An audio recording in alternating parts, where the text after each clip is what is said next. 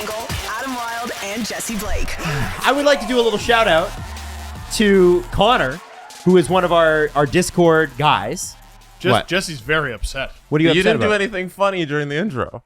Oh. Yeah. Do it again. Here, I want another shot at it. No, seriously, I want Adam, we gotta start talk the to show. Connor. Start the show. Play the music. Adam, go So ahead. Tell us basically, about Connor. Here, Here, tell us about Connor and I'll be silly. Dargameister, from New Zealand. His name's Connor. He's a big listener to the show, and obviously you know him from Discord. If you're on our Discord, he's one of the mods. He has set up a grid challenge, basically, for anybody that is interested in joining for Formula One. There is an SDPN league, and basically everybody's using this app. It's called Grid Rival, and we're not even getting paid to say that, but that's what we're using. And I'm just throwing it out there. This We're isn't giving them integration. a lot of free promo. We are, but there's like a lot of people from SDPN in there already. It's just for fun. You just sign up, you pick your drivers and your team. You get $100 million to spend, and so you can only pick a few. Where can you sign up for this, Adam? You just go to. Do they have a PayPal and Venmo as well? We're We're just giving all this away? I know. What drivers did you pick? So my lineup is this. So I'm in two on Grid Rival. I got one with my friends and one with this one. So I thought with this one I get a little more I thought we were experimental. your friends. Yeah. fuck My you. other friends who watch it Formula One regularly. I have more friends than just you. Look at that. No, you don't. No, you Somebody's No. got friends. Ooh. You best not be having All right, friends. Monica and Chandler. Get out of here. So I went with I'm hurt. I went with Lando Norris from McLaren and Daniel Ricciardo from McLaren because I really wanted somebody from Ferrari. So I got Charles Leclerc and I got Norris and Ricciardo because I think McLaren, if they can solve their brake issues, are going to have a really good The season. brake issues. And then I also picked. Oh, sorry, no, I didn't pick that. That's what. Here, let me start that again. So here's my team because I did not pick that team. You ready? Here's my team, and I'm just loading it up right now. Here's the app. I actually did reach out to these guys. I'm like, hey, we're using your app. Do you think that you want to, maybe work with us? So I'm a McLaren guy, so I had to pick one McLaren driver, and of course I had to pick the team. So I picked Lando Norris, McLaren the team, and then I got George Russell because he's $5 million cheaper than Lewis Hamilton, but he's driving for Mercedes, and Mercedes are always great. Right. And so they're always going to be in the points. And then I picked because you have to buy like two cheap drivers. For some reason, the Williams drivers, Alex Albon and Nicholas Latifi, who got like almost no points last year, is still $6 million. And Alex Albon is as high as $9 million. And I know he raced for Red Bull at one point, but it's still Williams. I love Williams, but it's still Williams. Their car sucks usually. So I went with the two Haas drivers, Mick Schumacher and Kevin Magnussen. So that is my lineup. So sign up. And if you're late to the sign up, because everybody's like, well, the race starts this weekend, it's going to be locked in. What happens? So I asked Robert Malloy about that. And Robert told me that if you join a couple of weeks in or next week or something like that, you get as many points as the last place person, which Robert predicted would be him. So you can sign up like 10 races in if you want to. You're just going to start from the very back. I wish this screen could just be my thought bubble right now. Because it would just be one of those wind-up monkey toys playing the cymbals. I have no idea what's going on. I know. I'm sorry. Oh, man. I know. It's like, you know about Latifi? I do, actually. Man. I have a team. Okay, can you go through your team? He's a I don't- UFC fighter. Go through your team. Is Steve going to fall asleep during this No, segment? just do. You know what? It's not like it's called the Steve Dangle Podcast. Jesse, you don't need to worry about me. I've spent my whole life pretending to understand things. I Give had it to me, give it to Hamilton, Schumacher, Leclerc, Magnussen, and Bottas, and then Mercedes is my team. Oh, man. How good of a driver is Mercedes? They make good cars. They do make good cars. And they make good F1 vehicles. It's a car company. Yeah, they've won the last 9 world championships. So it's as a not team. It's not a person. It's not a person. No. I'm interested with Bottas and Alfa Romeo. I wanted to pick him, and I thought Alfa Romeo just always puts out a shitty product. But I like Valtteri. You know? I do too. I liked when he was over on Mercedes. And on the Red Wings. Yeah. He was doing things, but he moved over. Do you think Russell's going to be a good replacement? I do. Yeah. I do. I think he did stuff with that Williams car last year that, honestly, nobody could have driven that car into the points as many times as he did. Mm-hmm. And they were garbage, so it was Haas. And so I'm curious to see how I want them to do better. I want it to be a more competitive late pack thing. But I don't know that we've seen what George Russell can actually do at this level. Like he's as good as the Carlos Sainz and Lando Norris, I think. And I'm a Lando Norris guy, so we'll see. Does he have the ability to slow down so that Lewis can pass him? Because that's driving for Mercedes, a lot of your role is letting Lewis win because Lewis is the best. So I thought the volume was off. I'm sorry. Oh, sorry. What are you looking for? What are you I was doing? just watching a video. It was just. Oh, is that right? It's just. He's doing bits it was while- about racing. Listen, Because he doesn't care. George Russell is it's gonna be hard because that guy wants to win, and I don't think he's gonna want to. But I don't know. There's something about Lewis Hamilton where he's got that strong presence. He doesn't need to yell at you. We'll save F1 corner for the later. end of the podcast fine. from now on. I had a good because time in Hamilton. Steve I hates thought it was it. fine. So let me just say this. Before we get to our sports interaction here, I want to quickly mention Noxie and Cax yesterday. So obviously there was the news that Jeff Merrick broke on Twitter, and obviously with that there was some actually really surprising reaction if you're somebody that's casually following it. I think one of the things that when we follow hockey, all of us are guilty of this, is that when news breaks, you just go, "Oh, that's really cool. That would be great." I did it too yesterday. But the whole situation with the PWHPA and PHF that Jeff reported on was that they were going to meet and try to hash things out and make it happen. Now, with the mediator of the NHL presiding. Right, because Gary's a lawyer and a mediator, which is possible. And awful. And yeah. In So every respect. So I don't think that, let me just take this off the table. I think that everything Jeff Merrick reported was probably true, but you have to understand where it's coming from in the context. So let's start from the beginning. Breaking. Yeah, there's been a lot of that going around. People flaming reporters for information they don't like. Right, and I think context is important. That's not how reporting works. Right. So we'll start with this. Breaking women's hockey news, the NHL has asked the PWHPA and PHF to meet in an attempt to come to an arrangement that would bring the two leagues together. Details on the proposed meeting are now being worked on.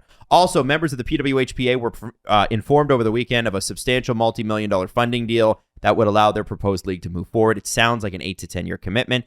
The PHF recently announced a $25 million investment in their league for the next 3 seasons, which includes not only salaries, but health benefits program package. The NHL has repeatedly said they're not in a position to support women's hockey, while the two competing leagues and the NHL themselves are hesitant. While there are two competing leagues and the NHL teams are hesitant to partner with any one women's league without the blessing of NHL Commissioner Gary Bettman, which you can understand because Gary will pay you back in spades. He's holding the entire sport back. He is. Now, So for a little more context, Resign. on what Jeff Merrick said, the specific incidents that he's talking about and what led to this NHL calling the PWHPA and the PHF to hold a meeting of the minds and get together and make one league, which I have many problems with. Oh man, I'm glad he came up with that idea. yeah. Oh no, I'm so happy. Man, why didn't anyone think of this before? Yeah, no, it's crazy. I'm so happy that the NHL is going to tell these women how to run their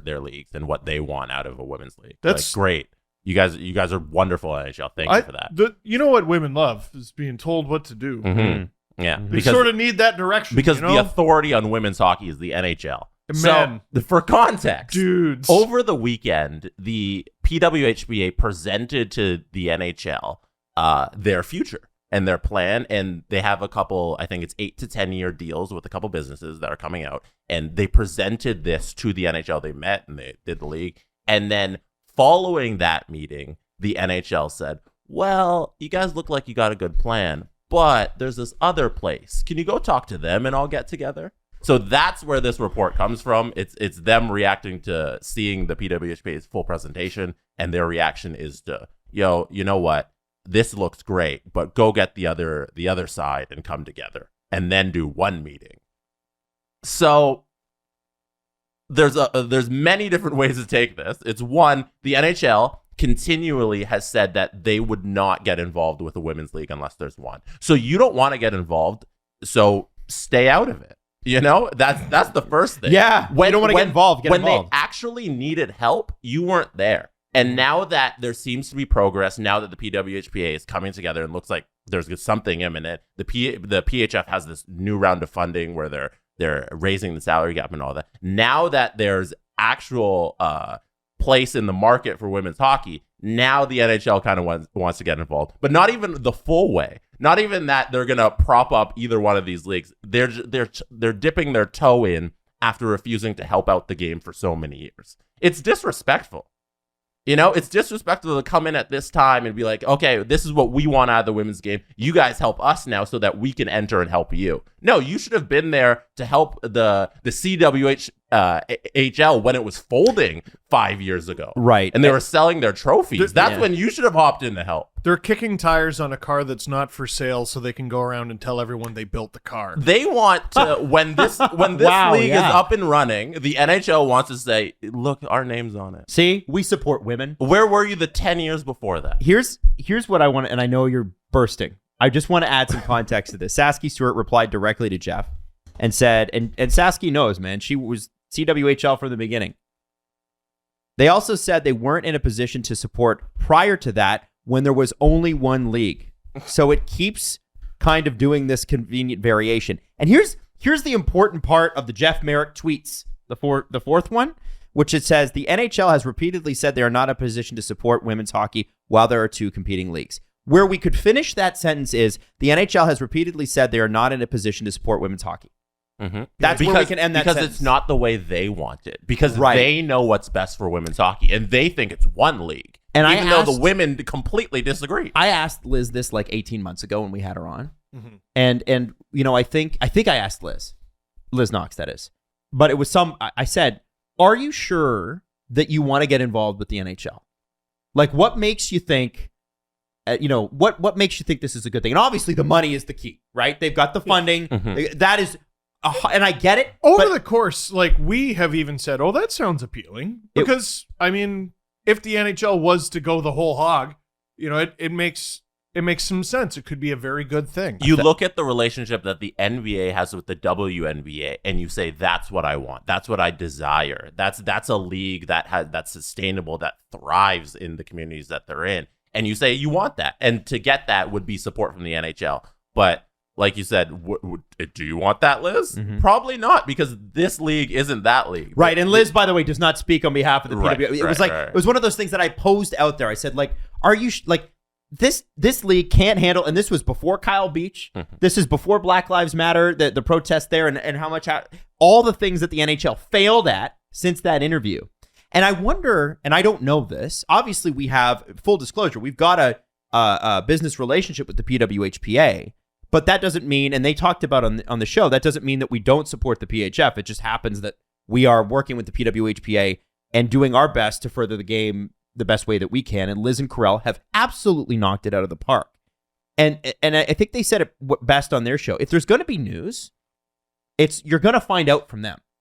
Like, they may not break it, but you're going to find out from the PWHPA. And then Liz or Carell are going to be the people that come in and go, listen, here's what this means. And I think probably the more that, and this is just my opinion, if I were running either of these leagues, the more that I deal with the NHL, I would be starting to think, the more I would feel like this is just a PR stunt to make the NHL look good. Do they care about the women's game? Or is it, we care about the women's game. Look at all the stuff we haven't done. Hold on. Why don't you, here's, I got an idea. Here's how we're going to support the women's game, okay? We are going to, for 7 to 10 years, forget all before that, but once the momentum on this really started picking up, it was 7 to 10 years ago, right? In that, we're going to ignore you, acknowledge you, have some teams, allow some teams to give you, one league a little bit of support, and then we're going to say, I'm sorry, we can't, business model doesn't work, there are 2 leagues, etc., etc., etc. So we're going to let you go out and get the funding, go support yourselves, go do this completely on your own with no support. And then once it's a finished product and you have funding, then you can come and you can take it to us and we'll take the PR win. Thank you very much. Listen, we have a lot of nuanced conversations about what's wrong with the NHL, and I would change this and I would change that. It can be boiled down very simply if you want to. The NHL's leader is a follower. And they're always going to be a follower league until that changes. I'm actually, this is what I'm hoping for. I'm hoping for a professional women's league that is so good and so forward thinking that the NHL adopts what they do. And the NHL is so backwards that I don't think that that's really I don't think that's unreasonable. Think about that. A partnership could exist with the NHL that makes perfect sense. They just need to pull their head out of their ass and stop doing. And the less oversight, stuff the better like from the NHL. Yes. The NHL could have also had it 5 years ago. Yes. Like they could They have could have just did this. could have just done it. They We could have been did- happy. Why didn't they do it? They could have done it 25 years ago with the WNBA. No. They had no foresight. And now that the women's game has such momentum, they're like, all right, bring your business plan to us so we can sign off on it. Yeah. Don't worry. Get Trust outta it with the here. fellas. The fellas got you. The NHL's leader is a follower. I think that's a great one. So, Also, for just the last piece, go listen to yesterday's Noxie and Cax if you want to confirm that, hey, they'll have the actual real details when they come out. One thing, here's breaking news. Carl's on the board of the PWHF. PWHPA. You know, if you're gonna get any information, it's gonna be from a board member on her podcast. no, I want it to come from the commissioner's office in the NHL, Jesse. It's going to be from I want Noxie the- and Cax. Yeah, on I want SDPN. I want the Come on. NHL to tell me about women's hockey, which they have no involvement with, and which they say we can't get involved with. No, you never see the All-Star skills competition once a year? You know? Yeah. And they'll include one. Yeah. Uh-huh. And then she'll win, but it doesn't count. Yeah, they're like, I'm still gonna give it to the boys.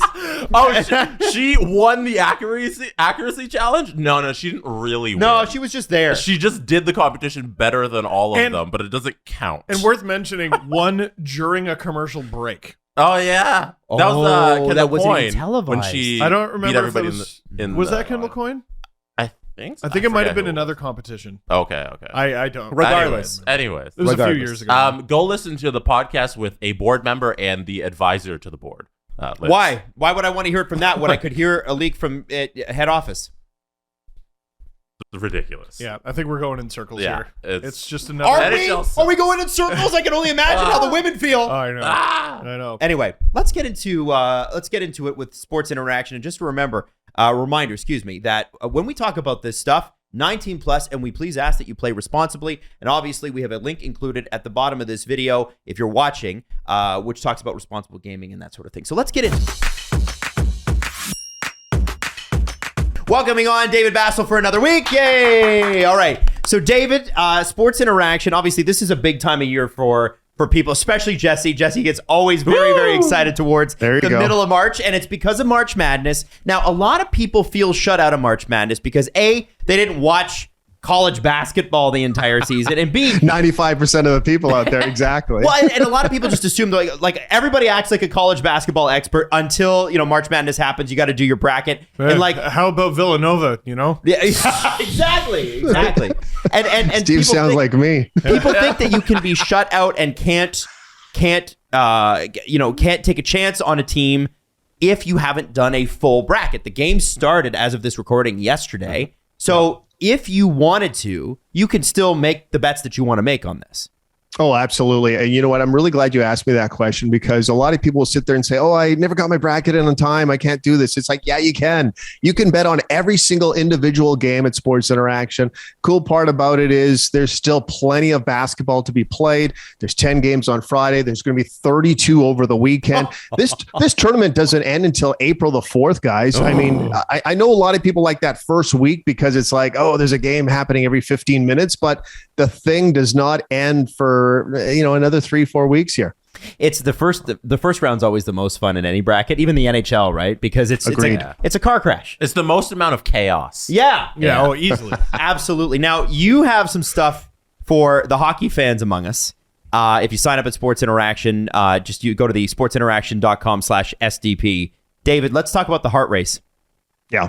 2-horse race. It's funny, guys, because you look at the odds board right now, and there's like 50 candidates, and it's like, no, there isn't. There's 2 candidates right now. And you know what? There's some people that say maybe there's 3. I don't know if I agree with it, because I don't think Igor Shesterkin is part of this conversation. Oh, what? That is the take. I don't. Wow. I don't. I thought it was Igor and Austin. You know what? Igor's going to win his Vezina. And that's kind of how the NHL works. It's like, don't let the goalie win the MVP. I have never understood that, but that's kind of the way it works. You look at history of it. But you know what? It's a McDavid Matthews thing. And I think the Toronto guy is going to win it this year, guys. All right. Hold on. I'm shocked. We have been having this debate on the show for weeks. And New York Rangers fans are going to be very upset with you, just so you know. Oh, no. Very, very upset with you. At David Bastel on Twitter. Yeah, there it is. So if you go and you vote, who's got the better odds, McDavid, Matthews, or Shesterkin?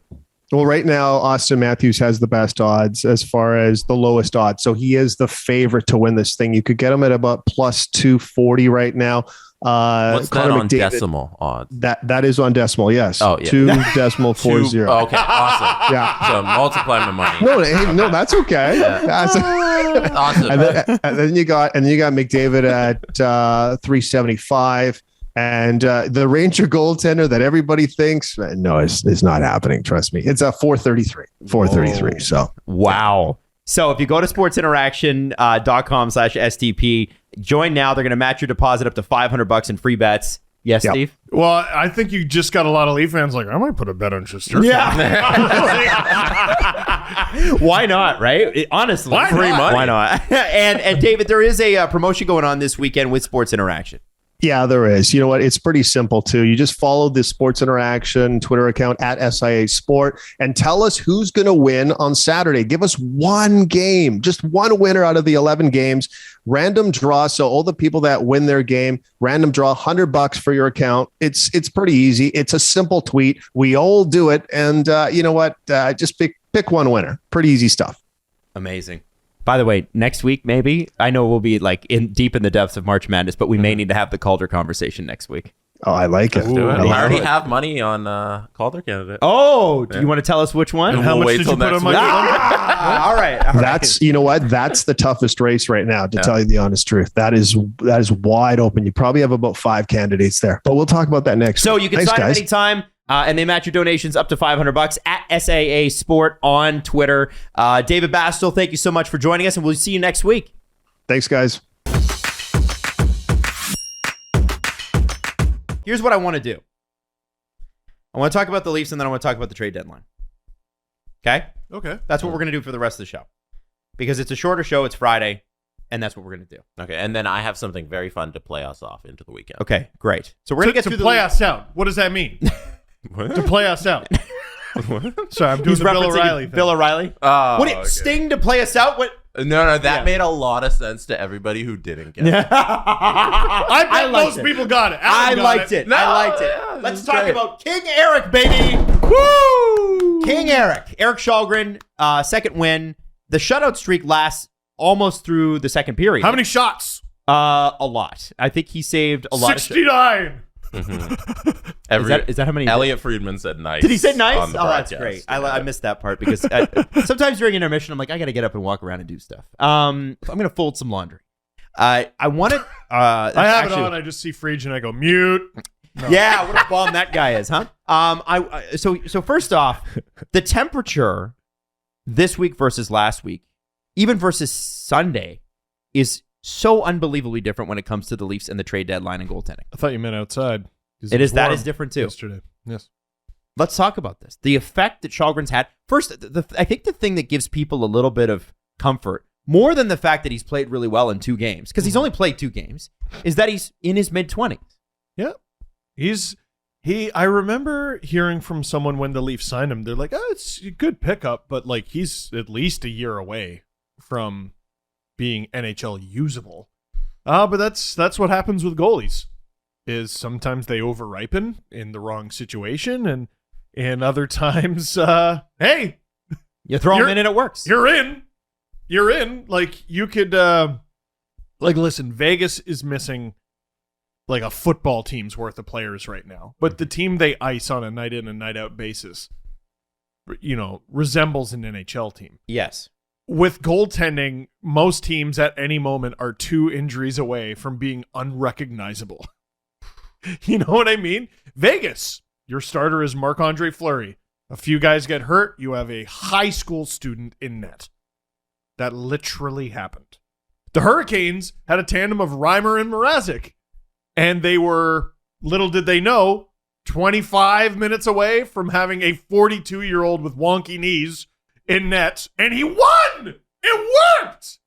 Goaltending is the most chaotic position, bar none. It's crazy. Now, I have to say, and everybody was in Leafs Nation Twitter was saying it last night, it was so great to see. It was so great to watch a game and not worry about the puck going in for no reason. Well, at one end. Well, we'll get to that. We are going to talk about Freddie, that. That was some, Freddie looked vintage. That was vintage big game Fred right there. And Carolina, I hope you're ready for the playoffs. Now, let's talk about Källgren for just a little bit longer here. Yeah. I do want to get on this. The comfort it gives us to have good goaltending again. Everything else looks better. You didn't even notice Austin Matthews wasn't there. Well, because everyone was so laser focused on Källgren, and so was I for moments didn't realize what was happening between the Leafs and Hurricanes. Because it's a little bit of a game of cat and mouse. Mm-hmm. In most games, the Leafs are the cat. And sometimes the mouse gets away. Last night, they had to play the role of mouse. They're going up against a team that is at least as good as them, except without their Hart Trophy candidate and their 3rd/5th stringer in net.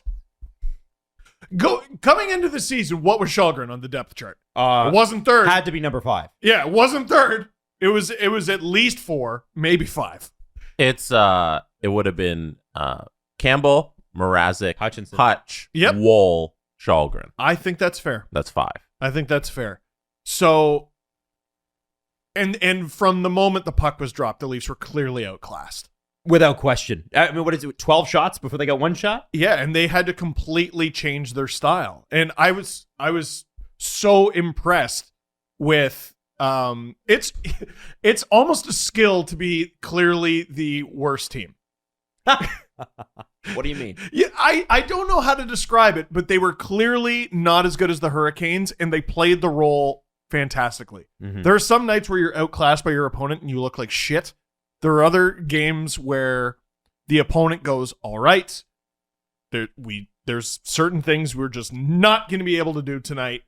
Let's do 2 or 3 things really, really well. Can I change this to a more complimentary way of talking about the Leafs last night? Okay, I'm trying to compliment them. They had a tremendous defensive effort last night. Yes, is what you're trying to say. Well, I was gonna get there, man. They weren't the shitty team. I thought they played really well defensively, and sometimes playing defensively is sitting back and letting the other team kind of control play. But then you take the puck and you do what you want with it. And they took advantage of their chances every time they got a chance, and the squeaky goals squeaked in, which is beautiful, and that's what you need when you're playing a tight defensive game. And they look like a team like last year's Islanders during the playoffs, who sit back and take their opportunities. Because if you look at the shot, discrepancy, it wasn't like it was all Hurricanes, but like the shots on Källgren, he had to make like handful of really good saves, 2 or 3. A lot of them were just easy saves, which is a credit to your defense, and it's also a credit to him being in position, and a credit to us having a goalie who knows where his posts are, which is something we haven't seen in a long time. It's amazing. I again go back to the Shesterkin game against the Leafs earlier in the season, because it was such a debate. Like, did he have a good game, or were the Leafs just not giving him any challenge? Right. Well, it's amazing how easy all the saves look when you're in position. Right. And like it goes to a credit to, I thought Lyubushkin played nice. Yeah. Kasha was really good. Yeah. Mitch Marner was the best player on either team.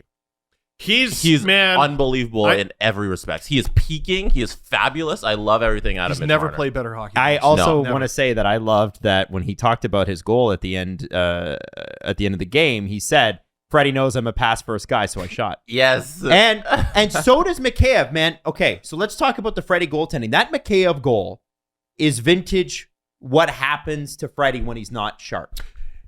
How did that goal go in? I guarantee go back and watch this. Before Mikheyev even crosses the goalie red line, like at the, Freddie is off the post and moving to the other side of the ice. Because Kampf is open. Yeah. He's cheating. Like Now- he's trying to cheat the play. You see the face you're making? This, Carolina fans, we had this conversation on a game-by-game basis with Freddie because there were always instances where the Leafs sort of let him down. Mhm. But if I could talk about Freddie the way I talked about Källgren yesterday, here's what the Leafs need, right? And I promise this will link back to Freddie. They don't need November Jack Campbell. That's unreasonable to expect from anybody. Like, okay, all we need is the best goalie in the league. The Leafs don't need that. Yeah, it's all we need is the best goalie in the league. It's unreasonable to expect that. Here's what you need out of a goaltender.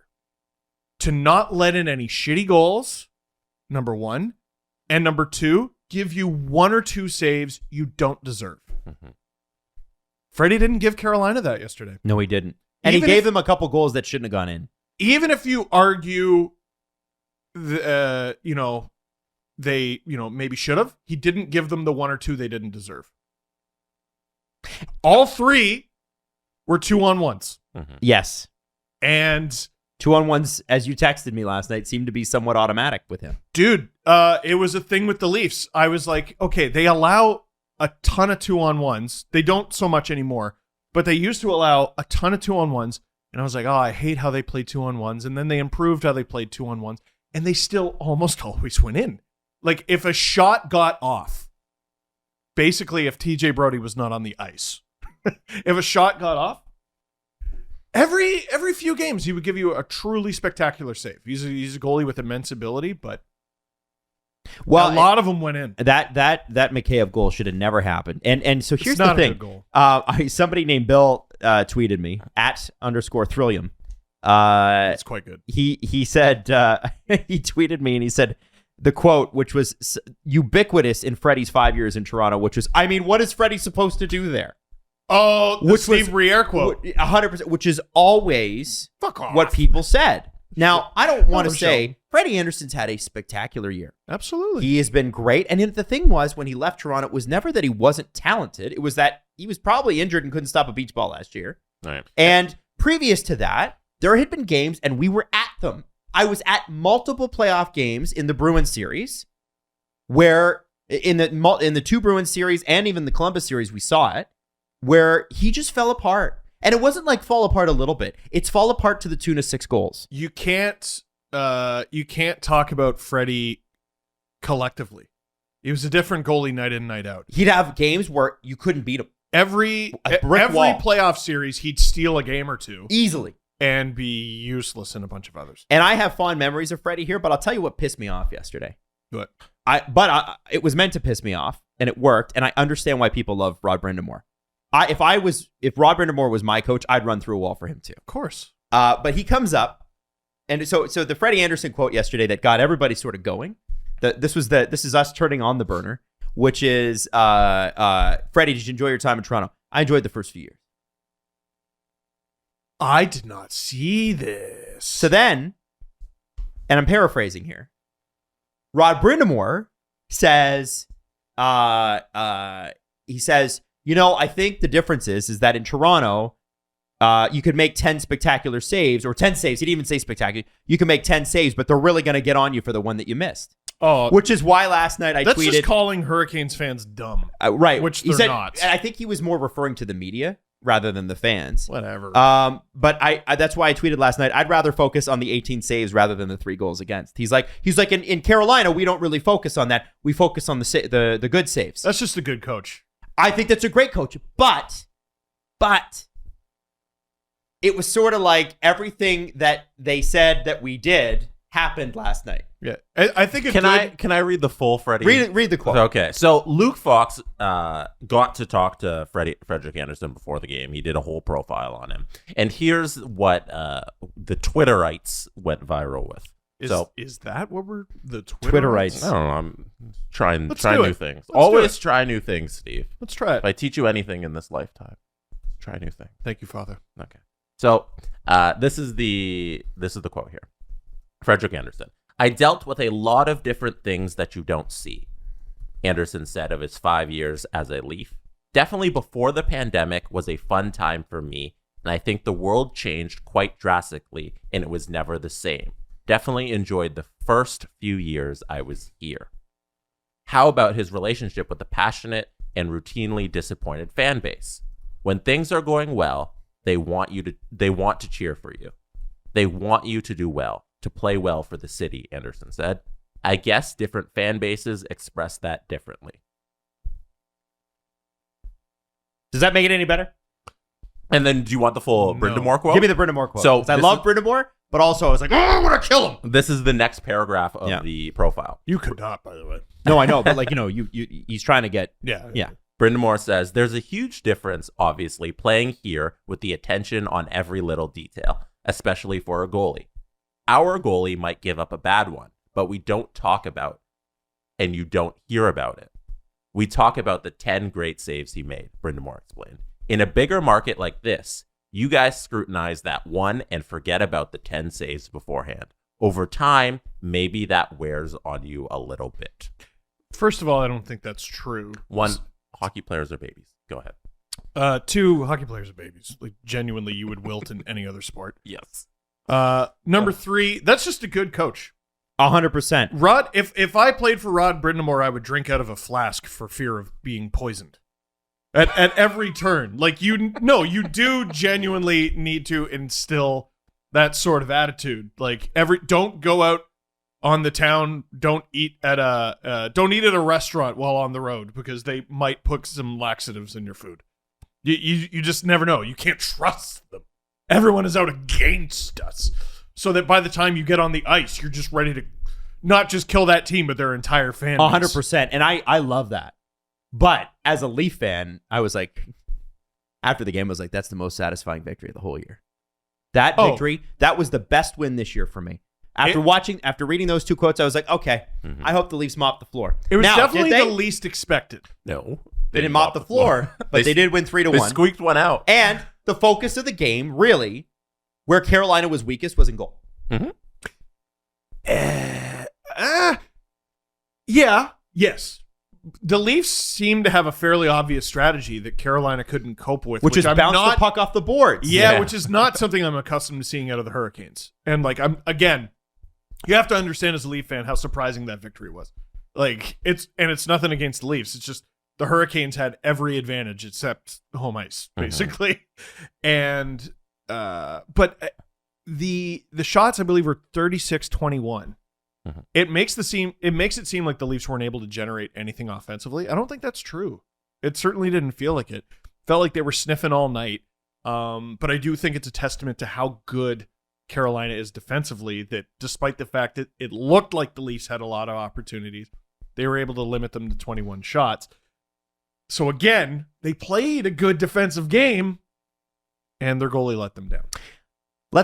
Are hockey players scared of any media attention at all? Because that's what it seems like in every single. I think honestly, we got to stop giving them a pass on that. Imagine taking these personalities that we have in hockey and throwing them into like a European soccer Did environment. you see what happened to Russell Westbrook a couple days ago? The Westbrook when against the Timberwolves when they're just clowning him on the court. Karl-Anthony Towns. And he's like, and then he who was the other checking guy? for the wind. Who was the guy that threw the basketball up and like hid from it on the Timberwolves too? He's trying to hand it to the. I don't know. He threw it up in the air and was like, "Oh." I understand it getting to him, but you can't make it that obvious. Like, good. Well, Lord. and they come back into Toronto and go, "Hey, it was obvious." So that means, listen, that means that if you're a Toronto Maple Leafs fan, just know that if you're in the building and you're loud, it will get to them. You've just told me that it'll get to you. Can I make an off the board prediction? Because hockey is the way it is, the Coyotes are going to make the playoffs next year. Oh man, it's every NHL player's dream. You get to play in front of practically no one. Gary Bettman just wet himself. They're going to. Oh yeah, and they'll make probably negative $15 million in the process. Yeah, I assume we're gonna do Katie Strang on Monday, I guess. Yeah, I think we have to. We'll need like half an hour. I need to dig into that one a little bit. Yeah, but that article, Katie Strang, Sean Shapiro about the Coyotes, if you want to read it, and then we'll break it down. We haven't had the chance to even read it yet. Tuesday. Oh yeah, trade deadline. Okay. Don't forget. Yeah. So there is no Monday show. We're doing it Tuesday on account if there's a thing happening. CJ show Sunday, Tuesday, Thursday next week. Yeah. Steve Dangle Podcast Tuesday, Wednesday, Friday. Yeah, that one. Okay. What were we saying about before that? Coyotes are going to make the playoffs. Our next partner is a pretty cool product. Let's talk about Athletic Greens. Now, if you're looking to get better gut health, more energy, a stronger immune system, the really easy, natural way to do it is Athletic Greens. And I'm sure you'll agree, not all of us are huge fans of having to take a bunch of vitamins in the morning. No, I always forget. Do you get yours laid out for you? No. Okay, so one of my friends, his girlfriend, they've only lived together for like 8 months. She actually bought him like a pill thing, and then like does his pills at the beginning of the week, and he has to. What? Yeah, seriously. Yeah, I won't mention it who, but I will tell you who after the show. But yes, that's what happened. I think I know who. Yeah, I think you know. We both know who that is. So Athletic Greens, you can get rid of all that. All you have to do is drink it. Athletic Greens is an all-in-one solution that actually tastes good. So you'll actually enjoy your daily vitamins, which is great. And like I keep telling you, keto, paleo, vegan, dairy-free, gluten-free, whatever you eat, it works. And less than 1 gram of sugar, no GMOs, no nasty chemicals or artificial anything, and it still tastes good. So right now, it's the time to reclaim your health and potentially your time on Sunday when you're putting out your pills like an old man. In a box. It's convenient daily nutrition, especially at the end of cold and flu season, which we're still in. To make it easy, Athletic Greens is going to give you a free 1-year supply of immune-supporting vitamin D and 5 free travel packs with your first purchase. All you have to do is go to athleticgreens.com and use that promo code STP. So athleticgreens.com/STP. Again, athleticgreens.com/STP to take ownership of your health and pick up the ultimate daily nutritional insurance. You guys thinking about buying a car this year? Like half a dozen. Okay, well, that's good. That's good. I'm going to buy a full dozen. See, thanks to Edmunds for sponsoring the show. We want you to check them out. Car shopping can be confusing. It can be stressful. And if you're trying to buy half a dozen cars like Steve is with his big YouTube dollars. Yeah. That must be Baker's what dozen. There it is. There it is. That's 13. Yep. There are what I'm plenty getting. of top 10 lists, 50 years of trusted shopping advice on cars, price guidance. It's all in one place. Edmunds is unbiased research, reviews, and industry expertise to help empower car shoppers just like you to make the best decision. It's free, and there are online tools that can help you compare and go to dealer quotes and figure out your budget and your financing and get your appraisal for your trade-in, which is important too because one car pushes through the next one. You don't want to go a day or two. What do you without a drive car. right now, Steve? A Mazda? Yeah. You could trade that in with that. You could. Get a They pretty would tell penny. you right now what your Mazda's worth. Well, and then I'll get 7 because since Jesse's getting 13, I want to even 20. Car shopping can be overwhelming. Edmunds is here to help. Visit Edmunds.com and click on Edmunds Best Car Rankings to research and compare vehicles. That's Edmunds, EDMUNDS.com. Edmunds, we drive it like it is. This podcast is sponsored by BetterHelp Online Therapy. Now, Steve could tell you relationships take work. Yeah. Take our 3-way marriage, for instance. It's taken work. It has, but look at the fruits of our labor. Absolutely. A lot of us will drop anything to go help someone we care about. I would do that for Steve. Steve would do that for me. Jesse would do that for us. We would do that for Jesse. But do we go out of the way to treat ourselves the same way we would treat our friends? We rarely do. Yeah, usually not. Not so much.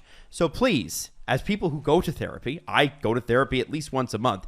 BetterHelp is definitely something you should check out. Online therapy that offers video, phone, and even live chat sessions with your therapist. So even the people that you love, you can talk about a little bit and go, how do I solve this problem? And they can tell you. And it's a way that whatever's comfortable with you. Because I think what freaks out a lot of people about therapy is they don't want to stand or sit eye to eye with a person and go, here's where I feel inadequate. That's very difficult for some people. There's a level of vulnerability. 100%. Look in the camera at him and see how vulnerable it Is can this be. which No, one? your That solo one there, camera. okay. Yeah. I'm not good at this. That didn't feel good. But you can have video chat sessions. You can do just chat, like text chat sessions, and it's all more affordable than most in-person therapy. And you can be matched with a therapist in under 48 hours too. And that's the great thing about BetterHelp is it's quick. Give it a try and see what over 2 million people have used and found with BetterHelp, and their lives are much better for it. You should check it out. This podcast is sponsored by BetterHelp.com/STP. So Steve Dangle Podcast listeners, you get 10% off the first month at BetterHelp.com/STP. That's BetterHelp.com/STP. Yeah. No, let's. I want to quickly. I don't know if you heard Agent Provocateur this week yet. Not yet. Okay, Maybe on the way home. Here's the biggest takeaway that people are in my DMs about and freaking out about. Are you ready for this? People ask. Frank Saravalli brings up a really good point. He's like, why do people are like, I don't believe your information. Why would the GMs give you information? And it's kind of an interesting thing. It's like, you think about it. What does an NHL GM or source in the clubhouse, whatever, have? What's the reason that you would leak information to a journalist? There's no reason for that. Unless somebody's actively like working against the team or it's nefarious. The way that Alan and Frank described it was it's an information highway, meaning the street is two ways. Frank gets information, Chris gets information, Elliot gets information, Jeff broke some information. Yep. It's a trade. It's back and forth. And so Frank said, well, what do we have to offer NHL general managers? Do you know the thing that fucking blew my head off? It's just crazy. Was that, and Alan backed this up. There are general managers in this league, most of them, that will only talk to maybe at max 4 or 5 other general managers. And so what the insiders often end up doing is telling other NHL general managers, hey, have you spoken to such and such team? Oh, no, I don't speak to that guy. Well, they're looking for a third line left winger, like the guy you want to sell. Really? Yeah, I haven't called him in a year. What? So to repeat, NHL GMs, most of the time, or a good chunk of the time, talk to 4 or 5 teams. So if you have a player to sell, they're not going to go and call everybody. They're gonna say they'll put it out there to somebody like Frank or somebody like Chris or whatever sometimes, and then go, oh, I won't talk to that guy. I don't like that guy. So oftentimes insiders sometimes can bring teams together on deals that would never have happened because the GMs legitimately will not call each other. It is sometimes not even as serious as you think. Because I broke news, remember? For the expansion I do draft. remember that. I broke who the Kraken were going to select from the Chicago Blackhawks, and this person gave me this information, and I quickly did like a Twitter and Google search, and I was like, this information isn't out there. Yeah. So you're just giving me this information? Yeah. Can I tweet this information? Yeah. Why are you doing this? I don't know. And they literally like gave me a scoop because they thought it was funny. It doesn't have to be that serious. But imagine. And so I tweeted it. And what was hilarious is I found someone who had like a master list of everyone who was getting taken. And who the source was, and mine was the only one with an asterisk because they don't trust you. Because they're like, Steve Dangle. He's never broken anything. It's been 10 years since he broke. Oh, the Leafs are calling up Chris Newbury. That was my only. I remember we talked about, because we did the live stream for the expansion draft for Sportsnet. I remember we talked about how you broke that news and no one believed it. No one believed it. And then it happened on the show, and we were like, told you. Yeah. So Steve Dangle insider. John Quenneville of the Chicago Blackhawks getting taken by the Seattle Kraken and then quickly thrown away by the Seattle Kraken. So I want you to remind yourself that when you're watching trade deadline, the reason that some deals don't happen is because GMs will not call outside of their trusted few people. Yeah. Which to me, when you're getting paid $500,000 to $1 million a year, is completely unacceptable. If I as an owner found out that my GM wouldn't call certain teams because he didn't like the guy, you'd be gone. I'm just hoping the next hilarious hunch comes my way. I can't wait. I would like to be the first insider to become an insider just because all my sources think it's funny. So the Ben Sherratt deal is, from what we're hearing, screwing it up for everybody. The Canadians traded Ben Sherratt to the Florida Panthers for Tyler Similak. Similnak? Oh, man, I struggled with it. Similak? Let me see it. Similnik. A first-round pick and a fourth-round pick. Smilinich. Smilinich. There it is. Sorry. That's how I choose to say it. That looks like it is, and it would make sense, especially if it's like anyway. I believe. First-round pick and a fourth-round pick. So the interesting thing, first off, Montreal did get their first-round pick for Ben Sherratt. Plus, you got a fourth-rounder, too. It's not bad. And the guy was picked third round 2020. Mm-hmm. What was interesting was Kent Hughes said, I don't want the 2022. I want the 2023. Is that what he said? Or he's apparently been Florida asking. Didn't have He's it? been looking for a 2023 first-round pick. Which is curious to me because Julian reported on that. Julian was like, is this for real? And it's unprotected. Yeah. The 2023 draft is supposed to be a deeper draft. Well, and they want Connor Bedard. Yeah, and your take Let's be when honest. you get 2023 first round pick from Florida, you don't know where they're going to finish in the standings. As you said, the NHL is goofy. The Arizona Coyotes might make the playoffs. Goaltending, too. The Florida Panthers might fall off a cliff because Bobrovsky decides he's going to take the year off. So who knows where that 2023 pick is? It makes a lot more sense for Jeff Gordon to go out and get that. I like that. So it's interesting. So the Slash get Leafs, this is screwing it up for everybody, but if we're talking specifically about the Leafs who have high interest in Giordano and Hampus Lindholm, well, so apparently Seattle's like, you know what Montreal got? That's what we want. And Mark Giordano, and they are asking every team this, and everybody's saying, listen, he's on an expiring deal, and he's 37, 38. He's a second round pick. This always confuses me about the Leafs and every other team. Like when you list the players they're looking at, those aren't the same. Hampus Lindholm and Mark Giordano, those aren't the same. They're not the same. They're not even close to the same. What do you want? I don't know. I think I want quesadillas or cotton candy ice cream. Those aren't the same. No, what are you talking about? Giordano's towards the end of his career. Yes. Just played his 1,000th game. Hampus Lindholm is arguably in his prime, needs a new contract. Yeah, he was Morgan Riley's draft. I think he was the next pick. So apparently what Anaheim wants, because Verbeek wants your best pick, your first round pick, your best prospect, and maybe something else to make the salary work for Hampus Lindholm, which is insane. Yeah. That's an insane ask, and apparently teams have been like, sorry, we'll slow play this one. We're not going to pay that. And, Francis, who, guys, maybe Carolina Hurricanes fans can back me up or correct me here. I'm not sold on Ron Francis as a GM. We're about to find out if he's any good at this. Because if he gets that price, good for him. If Giordano is still in Seattle after the trade deadline, I think we have our answer. Oh, I don't think there's any shot he's still in Seattle, but hey, we need a first and a third? Mm-hmm. And then he didn't get that from anybody. And he essentially said to Washington, all right, a second rounder. For a goalie who actually could have helped Seattle. Yeah, they could have just kept him. In a situation where they had even more leverage than they would have before taking him. Because they said, it's this much to protect Vitek Vanacek. And the Capitals said, we're not going to pay it. And so Seattle goes, oh, okay. And they took him. He was Seattle Kraken property. And they sold him back. Yeah, and the Caps go, can we have him back for a second rounder? And they go, sure. I feel like somebody said that Ron Francis goofed on that draft. I feel like somebody I tried said to be nice. Adam was right. Was there somebody that... okay, now... They didn't do According to Frank Siravalli on his... he was on the 590 morning show. He said that Matthew Nyes is what everybody wants from the Leafs, and the Leafs are not going to move Matthew Nyes. Dude, he could play for them. He might play for them this year. Well, so what's interesting, and Freach gets into this in his column. By the way, you have got to listen to the CJ show from yesterday too. It's just jam packed with information. The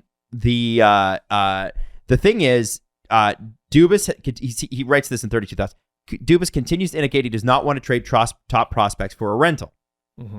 I believe Lindholm is the Maple Leafs' top target, although they've also taken long looks at Giordano, Justin Braun in Philly, Dallas's John Klingberg, and Jacob Middleton in San Jose. Dermott and Hall have been on the market for months. I wouldn't be surprised if Travis Dermott is given a fresh start regardless of what else happens in the next few days. And then he goes on to the next point, and I love this. Completely insane Toronto prediction. Zdeno Chara. Yeah, I'm into it. Come on! And then left wing, second line. Nick Leddy's name has also come up, and I'm like, please, all the way, Nick Leddy. Okay, so can I throw this out there? Please. Because I know Dubas, oh man, his job depends on this season. And the Leafs... I don't think so now. He's put together a great team. You keep Dubas for sure. So here's the thing. Regardless of how you view the season, the Leafs have to take the ice next season. And then the season after that. They have a future. Mm-hmm. I want a future that includes... I would rather have a future that includes Matthew Nyes than a present that includes Mark Giordano for 20 games. Or Hampus Lindholm. Or anybody. Like, now, if you get Hampus Lindholm and you extend him, does it become a little bit more... Yeah. Because then you gotta dump Jake Muzzin. Well, this is the thing. Like, I don't understand. Like, Giordano can at least play the right. Maybe Lindholm does. I don't think so. I think right now with this discussion about Matthew Nyes, I think we're talking about negotiating. We're talking about the guy is asking for the high price, and that's what it'll be. And Dubas is too smart to pay that. He's not going to go out and give Matthew Nyes. But I think by the time we come back on Tuesday, Mark Giordano is a Toronto Maple Leaf. I think that's wild. I think that price gets low enough. I think the rental prospect of it is perfect for this lineup in terms of salary cap and him not coming back. And I think it's just draft picks. Maybe a low end prospect, but not Matthew Nyes. Picks? I would be cool with picks because I think the Leafs have drafted really well in recent years. They don't need the picks if it means a second round appearance. Yeah, that's the only you need to goal. get to the second round. That's the only goal here is getting to the second round. If getting Giordano pushes that bar to like a couple more percent, if that pushes you to 65% likely to get a second round, that's what you need to do.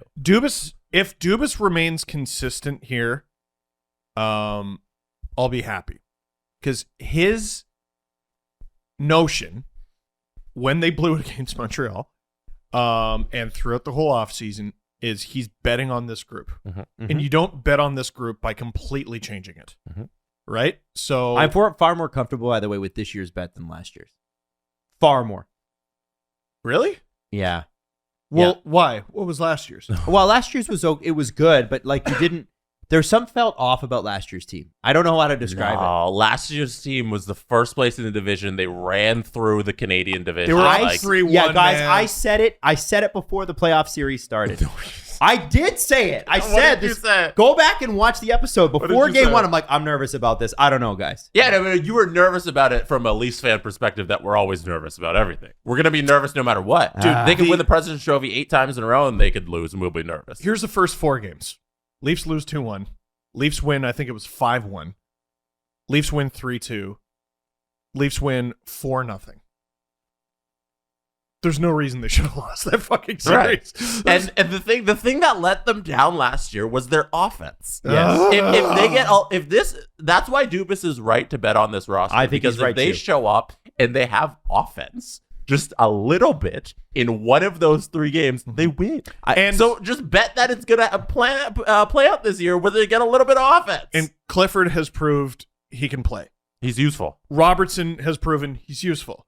Nyes, I think, could come in and be useful. Nick Abruzzese, I think, could come in and be useful. They don't need those guys. They have. So Friedge did talk about that, Jesse. So remember how I mentioned Toronto's fourth line last episode and how they really need to get more out of these guys? Spets is 10 points away from 1,000 points. Wayne Simmons got his 1,000th game. Yeah. And let's not speculate once what's going on there. Abruzese's and Nyes' season in the NCAA ends, those could be options on the fourth line. Yeah. Ovchynnikov is already over in North America. Yeah. He's probably not Right, but ready, let's be if honest, everybody's rolling, they don't need him unless you're sending Kerfoot out somewhere for the salary. But even that you don't have to do. But Kerfoot sort of like he makes sense, right? But like beyond that, like the closer we get to the deadline, like you got to go on instinct, right? And maybe a few weeks ago I was talking a little differently. My instinct right now, especially, I mean, you're not supposed to make assumptions based on such small sample sizes, but after last night, after the past couple games, selling the farm doesn't make sense. No, it doesn't. The prospect farm. Well, because the prospects are ready to go. No. They can play. Don't do that. Yeah. You've done a good job. Dubas has done a good job. Keep them. Yeah. The Panthers selling the farm makes total sense. Yep. Dude, you've been in first place this entire year. It sounds like they're about to add, they just got Ben Sherratt, but they could potentially add Claude Giroux to what is already literally the best offense in the National Hockey League. But the thing is, because Colorado's got the better offer on the table as of this morning. But that's according to Friedge. But basically what the Philadelphia said is, listen, Florida, if you put a comparable deal on the table, we'll give him to you. He wants to go to Florida. We want to do right by him. So my only point with the prospect group that you're saying they might sneak into the lineup is, but those are your 14th guys. Like there's right now there's guys here who are ahead of them. You know, we're running off of the starting lineup to fit in those prospects, and like they might get some games. But if everything goes how it should, when we reach game 1 of the playoffs, we should have the 12 guys who don't include those guys. Yeah. We should have NHLers who have NHL experience who are here right now, who are playing well. Like, that's what I'm hoping for. And I think I'm they're hoping here. that we don't have to use those guys. Well, and also, so the offense let the Leafs down. Who are you referring to? The big guys. Exactly. I'm talking about the big names. You're referring to the top line. Yeah. I would bet on that. Like, okay, if you're Dubas, you have to, if you've made your bet on this group, you must make the bet that that won't happen again. Yes. Yeah. Otherwise, what's the point? And I Right. would argue that they're a better group because look at the way Michael Bunting's played. Yeah. I actually think Michael Bunting, he has far more scoring touch and is far more in your face than Zach Hyman. And it's not because Zach Hyman's not a better player maybe overall. I don't know how you rate the two. But Bunting is a better fit on that first line. upgraded. I think there was an upgrade there. Yeah.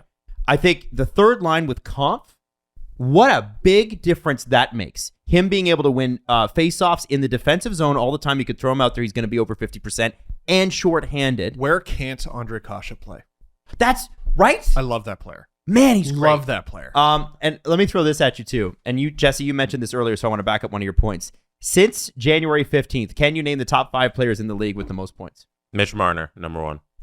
Oh. Can you name some other names? I think There's 5 of them.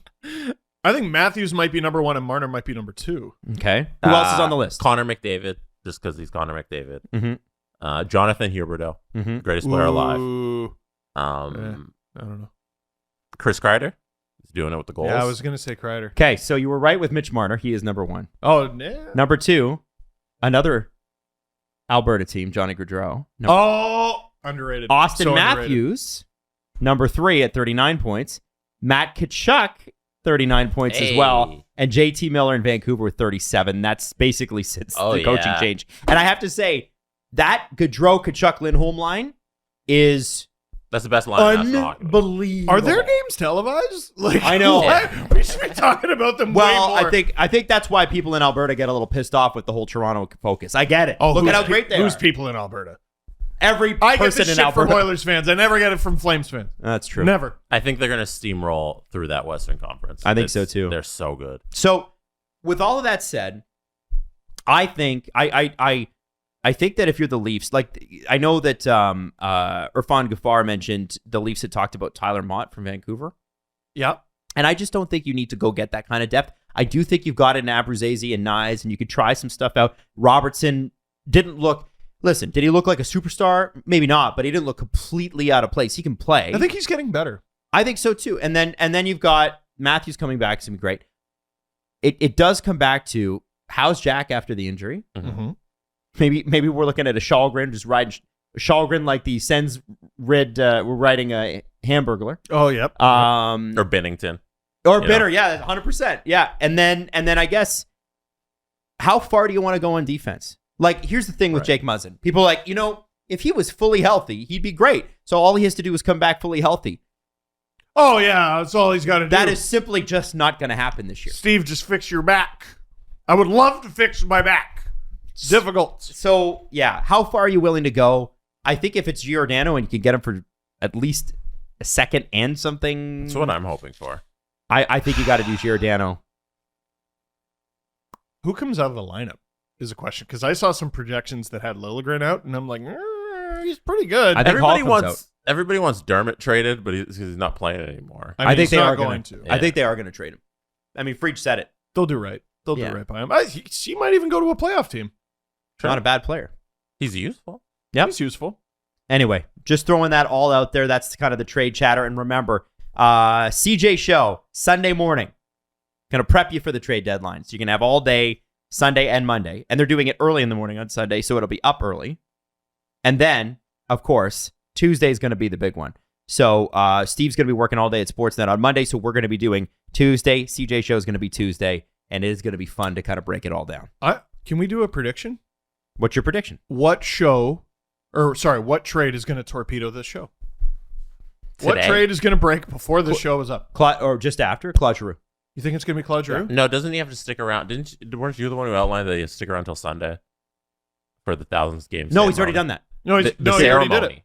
He did it, didn't Did they do the ceremony, he? though? I thought that. He played his 1000. This is what you explained. You explained Yeah. he played the 1000th He needs game, the ceremony. and then they need to do the because you can't do the ceremony before he plays the game. But he's not traveling with the team.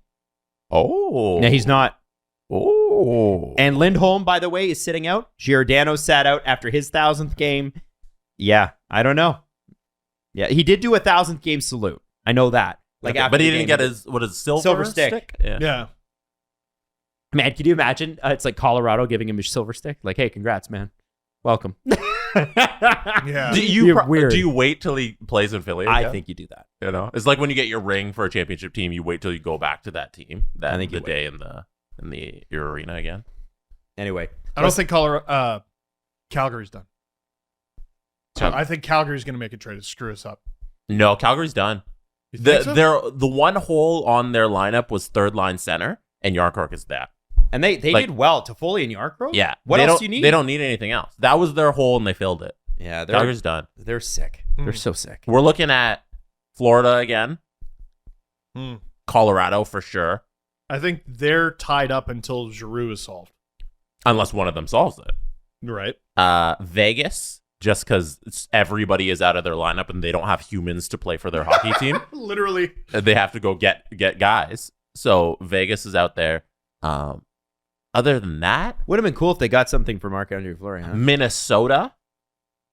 Minnesota's got to do something this year. There it is. Jack McBain trade. Jack McBain. The Jacob Middleton thing is weird because, like, I don't know, if I'm San Jose, I kind of just want to keep him. Why am I so quick to move I don't know Jacob what they Middleton? wanna do Why there. is there such a market for Jacob Middleton? By the But way, also- we've got 10 minutes left. I'm just throwing that out there. This is our 10-minute warning. Jack McBain, final answer. Steve or Jesse, what do you think? What do I think? What? You think it's big? What's going to ruin this podcast? What will ruin this podcast and make it completely out of date? What trade? I don't think we got a trade today. Whoa! No, I think we go. He's not even going to play the game. I think we go into Saturday, Sunday. The trades happen. A lot of them happen on Sunday. I think today we get a little relief for our podcast, and the trades don't happen. So all of this you're hearing right now is super up to date. I wish I had that kind of confidence and faith. Let's do the press conference. Is your company or business having a tough time hiring the people that you need? Maybe they're on shift and they're on their phone when they shouldn't be. Perhaps when they should be working. Huh? For anybody listening, Steve was just laying back in his chair in the middle of this recording. I was just having a nap. Listen, all I want to let you know is that Workable can help. Workable accelerates every step of your hiring process from find to hire. You would find the person first before you would hire them. That's the order. It helps you cast the widest net possible by posting your jobs to all the top job boards, over 200 in total with just one clip. It helps you evaluate and hire quickly with modern tools like videos and interviews and e-signatures. And Workable will help you automate repetitive tasks like scheduling interviews so you can spend more time on what's important, like making hires or, I don't know, simply doing your job. Or having a nap.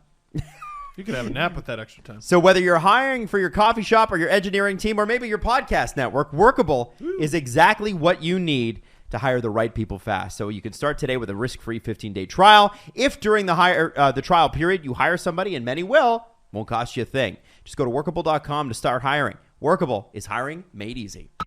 You smell good. Thanks, bro. What are you wearing? A little bit of that Manscaped moisturizer. Oh. Not for it's for the rest of your body also.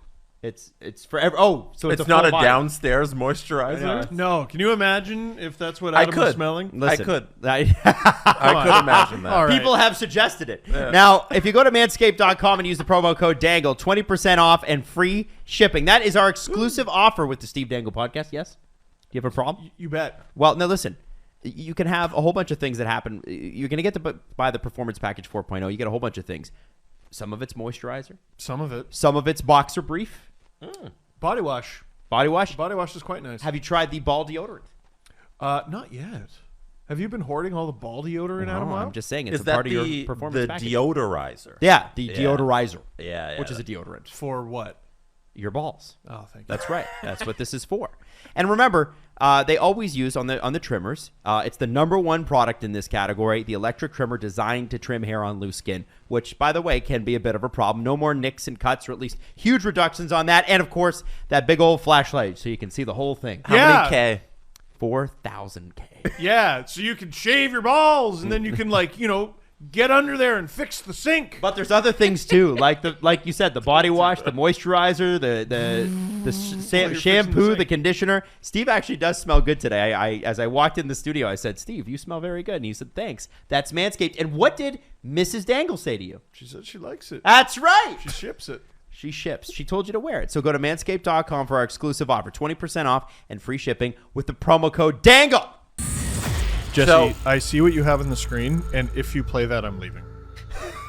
You're gonna love it. So today is Friday, which means it is hashtag SDPN Fan Fridays. Woo! Use the hashtag SDPN Fan Fridays on your Instagram story or on Twitter to be entered to win a $50 gift certificate from the SDPN shop, which is sdpnshop.ca. Last week we had an amazing winner. We will announce the winner on Monday. Good luck. Go share you watching the podcast, any podcast on our network, or you wearing some of our merch, any merch from our shop. Mm-hmm. Interact, enjoy our mods. We'll retweet you, and you'll have some fun. So before we go into the weekend here, we must go back into the history of this podcast. Okay. Because we have a history of showing clips from city council meetings. Oh, no. Fun. Did you play this? Did you know what I'm doing? Did you play this on the radio show this morning? No, I Adam? did not even see this. I saw 3 seconds of this video and made it my life's mission to avoid it forever. Alex and now you're Stein- showing me it. Alex Stein, I should say, is a comedian. No, it's He went Alex to Stein. He went to the this. Plano City Council meeting in Plano, Texas. I hope I'm saying that correct. And this is what he said to City Council. When I'm in the booth, spitting on the mic, anti-vax. Putin hates all of them blacks. Putin is a bad racist. Put him in the ground, white or brown. And I'm in Plano town. And you know you just got found. I'm a pimp on a blimp. Eating lots of steak and shrimp. No, you can't stop my shine. I'm number 99. And you know I'm grand and shine. And you know I do it all the time. Steve's trying to turn this One off. more time, I'm teaching class. This is your whole pass. Zelensky is a VIP. Ukraine and I go insane. Put a bullet in Putin's brain. You know that is the plan. I'm a Zelensky stan. I love you, Vladimir Zelensky. You are so smart. What's the smell? Did somebody fart? No way. What can you say? Vaccinate me straight or gay. I love you, and I love to rhyme and grind all the time. Do we And have you to keep got going? that sanitizer. I hate this. And you know I got that Pfizer. You know I stick it in my vein. Put a bullet in Putin's brain. Do it for the Ukraine. Before I go insane, let me antibacterial my body at the party. This is the worst Sipping experience Bacardi. You know the flow. And I am a pimp. Cause I am on the blimp. Eating lots of steak and shrimp. One more time, I'm 99. And you know I grind and shine. Guys, This is the greatest price is argument way against the too First high. Amendment ever. Vladimir Putin needs to die. Yo, Gas price 30 is seconds way would have too been fine, high. man. Vladimir needs get to it. die. I'm the truth. How is and this the allowed? truth. Take my picture. I'm a winner. I'ma eat you for dinner. Okay. Why are you allowed I just want to say. have I love you. musical Let accompaniment? me take out let him vitamin wrap P. it up. Like Lindsey Graham said, thank you, Mayor Mullins. I appreciate the time. What did he say? What did Peace. Lindsey Graham God say? bless Do you I all. care? Primetime Stein on Instagram. Thank you. We got you down. We got you down. Who the fuck is clapping? Isn't that like it's not even a city council? Isn't that like a school meeting? No, The next speaker is Brian Wellington. Oh my God. So, what do you guys think of Alex Stein? Alex Stein's attempt to go viral, which he did. This clip has 7 million views. He's a YouTuber. He's a comedian. His YouTube channel, I assume, will blow up after this. But what did you guys think of Alex and his rap for Putin and vaccines? I think he's made the world worse, and there's nothing he could do for the rest of his life to undo this.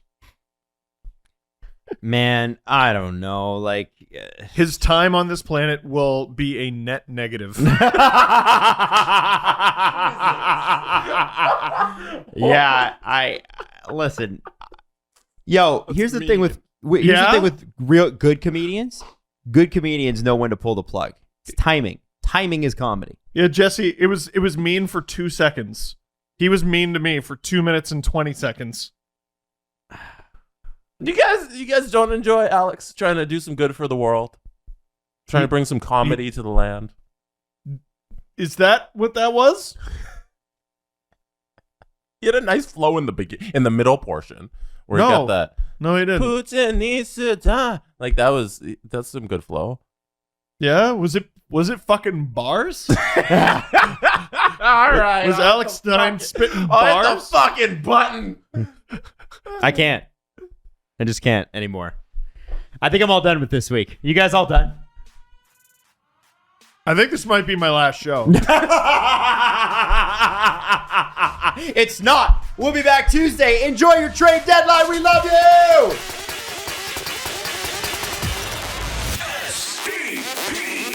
The Steve Dangle Podcast. Follow the guys on Twitter at Steve_Dangle, at Adam WYLDE, and at Jesse Blake. Connection complete.